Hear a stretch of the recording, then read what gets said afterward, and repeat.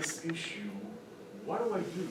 So what we decided to do is every fourth week of the month, we're going to give a skills and techniques workshop, which each and every workshop is going to be on a different topic, and we're going to give specific, easy to use, very kind of helpful and effective, specific skills that you can take with you immediately after class and apply them to your life, okay? And so these workshops are going to be about 5 to 10 minute kind of a bit of lecture just to kind of introduce you to your topic that we're going to do today, and the majority of the workshop is going to be hands-on, practicing the skills, and so that I will be, hopefully, you will be able to make sure that everybody walks out of here with a skill and they know how to apply it and so forth. Okay? And so what we're going to talk about today is working with negative self-talk. This is going to be our topic. And I want to start by saying that pain in general has been a phenomenon that puzzled many, many doctors and researchers for a long time. And of course it has been a source of distress for those people who are suffering from pain, and of course their family members and their friends. And up to this point, despite all the current research and all the advancement in technology, up to this point there is no one cure that actually is able to completely eliminate pain altogether. And with that in mind, that puts the people who are suffering from pain in a position that a lot of them feel either betrayed by the same people who are intended to help them, because if I'm coming to my doctor again and again and again, and this medication didn't work, and this dose didn't work, and this treatment didn't work, and this didn't work, and this didn't work, I'm feeling that no one is able to help me. And in the meantime, my bills might be piling up, the people around me not understanding what's going on, I'm feeling hopeless, I'm feeling helpless, some people maybe go on disability because of the pain, I'm not able to sustain a job, I'm not able to pay my bills. All of that is not coincidental that a lot of the people that are suffering from pain are experiencing things like demoralization, a lot of frustration, a lot of anger, feeling helpless. I don't know what to do anymore. There's no solution in the horizon, feeling hopeless. People don't understand them. They might feel judged, might feel lonely. And so all of these might cause an increase in anxiety and an increase in depression and so forth. So with that in mind, it's very much a great need, not just to address the physical aspect of pain, but also to address these other things, the other psychosocial aspect that are a result of pain chronicity. And the fact is that in the absence of a cure for pain, a physical cure for pain, a good treatment for pain is the one that's going to be combining both the physical, which is very important, addressing the physical component of pain, but also addressing the socio-psychological aspect of pain chronicity. And research has indicated that people that experience pain, if they would learn to effectively work with the pain and cope with other aspects of their life, that would have a lot of benefit and help them live life in a way that would be much better despite their pain. And the reason is that if I'm having thoughts such as the ones that is on display here, like my pain will never go away, I feel hopeless, life is hopeless, no one likes me, my doctor, Jesus, he doesn't want to see me anymore, he just fed up with me. People think that I'm faking it, they think that my migraine is a fake, they don't want to be around me, I'm alone. No one loves me, no one's with me. If I'm going to have some or all of these thoughts, I think it's safe to say that I might not have a very good experience in life, and it might make my pain even worse than it is.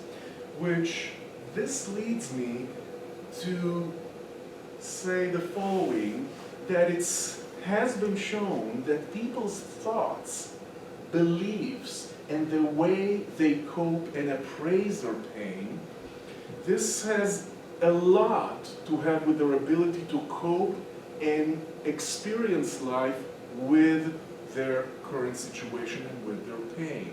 And this is exactly what we want to work on today.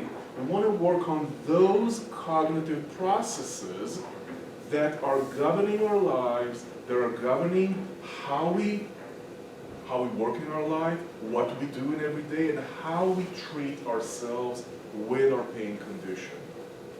So, when we have negative self-talk, what is the effect of this negative self-talk? And this is just a really small, very, very small list of the effects, but when I have negative self-talk, it's very likely that I have an increased levels of stress, I will have a lower self-esteem. If I'm constantly engaging in negative self-talk and demoralization and self-defeating thoughts, it is more likely that I feel helpless, that I'll feel hopeless, and in that case, it's most likely that I'm going to feel down. Increasing negative self-talk might be connected with increasing depression. And if I don't feel good about myself, I'm not sure how good my relationships will be with the people around me. So these are the effects of negative self-talk. But the question now is, okay, I understand that you convinced me negative self-talk is bad for me, I need to work on it. Wonderful. How do I identify these negative self-talk? So, the way to hop back to that last one. Yes. Sure. Okay. These are all also will go on the website, so don't worry about it if you missed something. Okay? Is that okay? All right. Mm-hmm. So, how do I identify negative self-talk? So, negative self-talk has been linked with what we call cognitive distortions. Cognitive distortion is kind of like a big name, but actually what that means is a biased perspective that we hold about either ourselves or the world around us. Now there's a lot of, if you look at cognitive distortions on Google, there's a lot of information, and I'm just giving you some of it. But some examples of negative self-talk would be able to help you identify your own negative self-talk. And I'm going to give you an example of these cognitive distortions. First one is all or nothing thinking, or some people call it thinking in absolutes.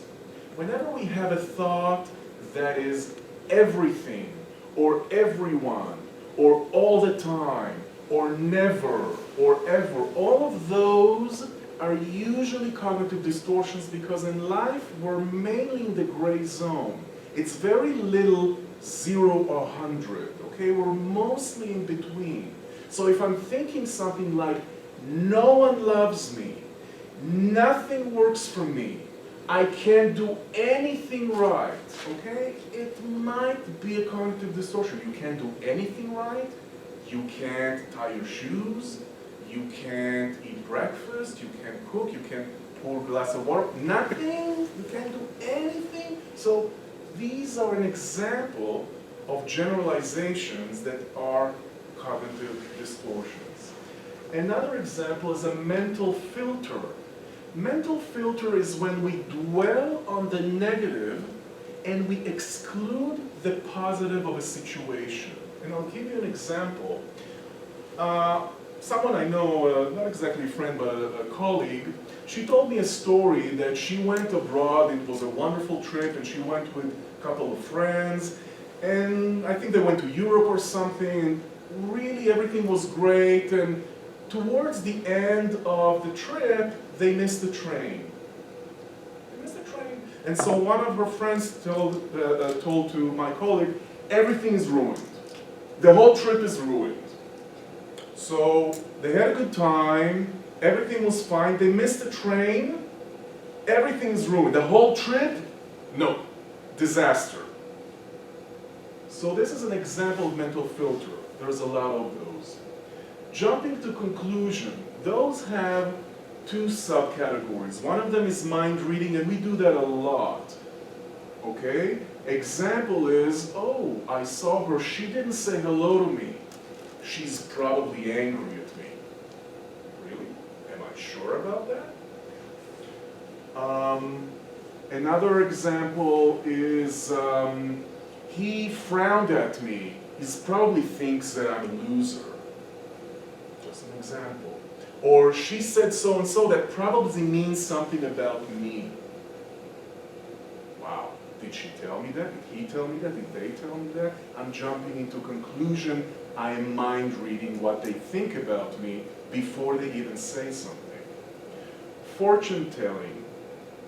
It's like we have a crystal ball and we're able to foresee the future, and the future, guess what, is mostly bad. If I'll go to the doctor, he or she will mostly going to tell me that they won't have anything useful to give me. This negative self-talk workshop is just bullshit. It's not going to help me anyway. Nothing will help me. Okay? Example of fortune telling. Okay? If no one comes to this workshop, I really think you should go home. Okay? So, fortune telling. Another example is labeling. Usually when we put a label on ourselves or on someone else, and usually that label is negative. Okay? I am so irresponsible. She's so stupid. I'm such a loser. All these labels that are such a nice labels that we put on ourselves and other people. Personalization and blame. This is kind of my favorite because of some family story, but never mind. I won't waste time on this. But usually when something happens and we put blame either on ourselves or on others. For example, it's your fault that I'm sick.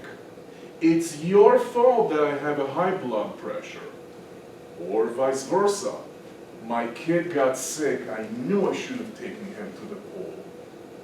My wife got sick. It's probably my fault.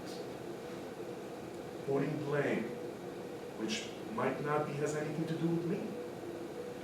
And the last thing is should statements.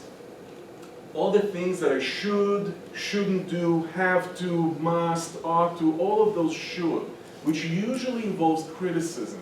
I should do this. I should do that. Why did I do that? I should have known better. I'm thinking negative thoughts again? Darn it, why am I doing this? I shouldn't think negative thoughts. I should be better than this. That's exactly part of the same problem. Criticizing yourself for having negative self-talk is reinforcing the problem. And we're going to talk about it when we talk about how to work with it. Okay? So these are all just examples, just to give you an idea on how to identify your own negative self-talk. So we talked about cognitive distortions. Now let's see how do we work with negative self-talk. I don't want you to worry about all of these processes. You're going to get handouts, so don't worry about writing things. It's most important that you just kind of experience everything. We'll go through it, and I promise you, you'll walk out with the tools. So really don't worry about it. So working with negative self-talk, the way that I kind of help to memorize is IOEMT. And one of the ways to think about it is like IOMT. Just if it works, if it doesn't, never mind. So working with negative self-talk has some stages that we want to work with. The first one is identification. If we don't identify that we're having the negative self-talk, we won't be able to do anything about it. So the first thing is to identify that I'm engaging in negative self-talk. Usually that happens if I'm feeling bad.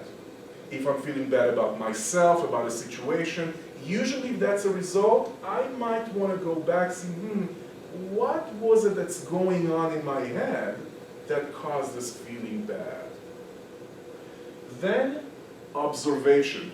This is very important because if I'm identifying and immediately I go into the self-critic, oh, Jesus, I thought that thought again. Why did I do that? I know that I'm not supposed to think negative self. Why am I thinking negative self-talk?